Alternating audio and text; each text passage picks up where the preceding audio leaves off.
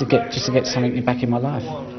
Well, I don't know whether we should say, is it a date, same place, same time next year, or will we see you a couple of times in between?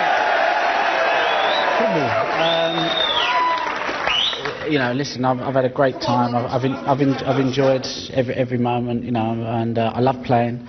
So I'm definitely going to be playing in some smaller events, because to me that's just pure snooker here. There's a lot going on, you know, and it's hard, you know. But I just love playing, so I'll definitely be playing in some smaller events, and we'll just see what goes on, you know. But you know, we'll see.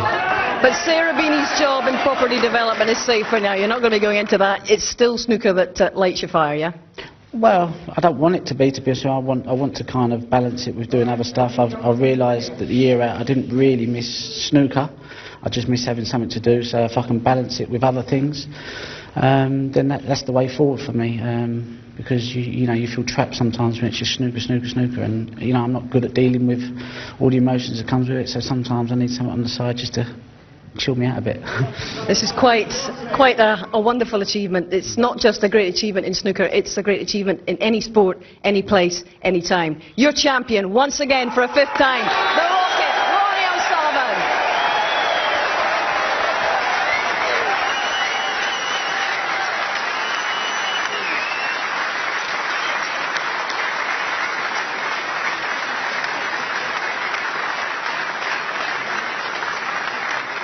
Well, ladies and gentlemen, please welcome your presentation party, Barry Orr, the head of public relations at Betfair, and Barry Hearn, the chairman of World Snooker.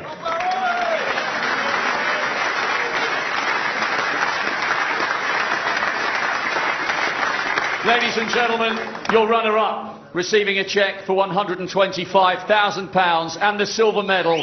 What a fabulous fortnight it's been for Barry Hawkins.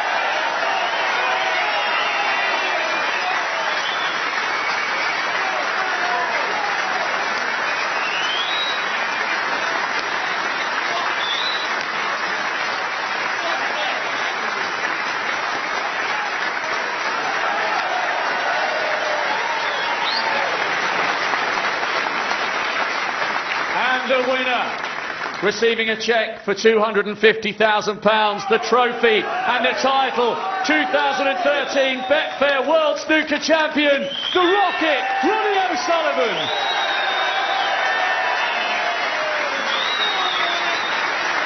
Ladies and gentlemen, your champion, Ronnie O'Sullivan.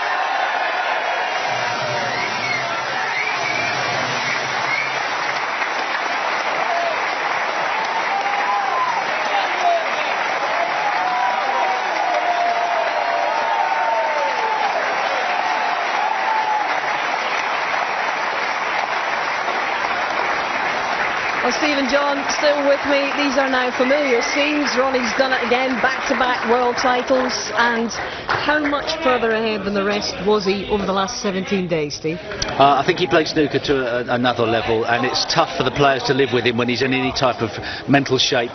And, you know, he could just come back again and do it all over again next year. He doesn't seem to be suffering, getting near his 40s, as some players have done. A fantastic performance, never really challenged, to be quite honest, by anybody. People got nearly close, he just pulled away again. Where does this rank in the all-time list of achievements in your sport, John?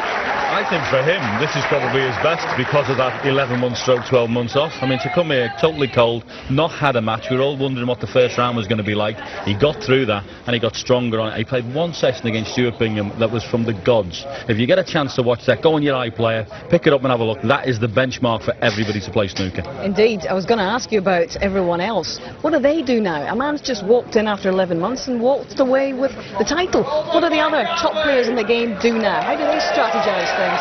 The top player in the game at the moment can only play the standard they can play at. But somewhere is a 12-year-old kid who's watching, who at some stage in the future may even take the game to another level. I know it's hard to believe, and it may be a long, long time before, a bit like Bob Beeman's long jump record. But actually, somewhere down the line, somebody will be inspired enough to put in the hours of practice. Who knows where that's going to be? John, what do you feel the others have to do now? Can they catch this man when he's in this kind of form any time? Well, if he's in this kind of form, there's a big question mark. But listen, we've got a lot of talented players out there. Your Selby's, your Robertsons, all these people. When they're at the best, they can give this fella a game. Don't make no mistake about that. The trouble is, when he's at his best, he's another level to every one of them. We have indeed. Steve, John, it's been an absolutely amazing championship. There's been so many twists and turns along the way, but there's one story that's dominated, and it's the story that we have here tonight. In your mind, Steve, you said it would take a superhuman effort to beat him, and he's proved that he's certainly human, all right. He's told us that he cracked up on a couple of occasions almost along the way, but he's been so focused, so determined this time. Yeah, I think he's shown great temperament, stronger temperament than we've ever seen before, and a side to his game that people doubted he ever had. But he's shown the ability, when pushed under pressure, to completely hold himself together, like no other player has, to be quite honest. Okay, gentlemen, it's been fascinating. It's been great. I think it's time we took the long rest, the three of us. Thank you very much for your company the last 17 days, and indeed thank you very much for yours. Well, it started out as Mission Impossible, but the rocket, for him, it's mission accomplished from us all here in Sheffield. Good night.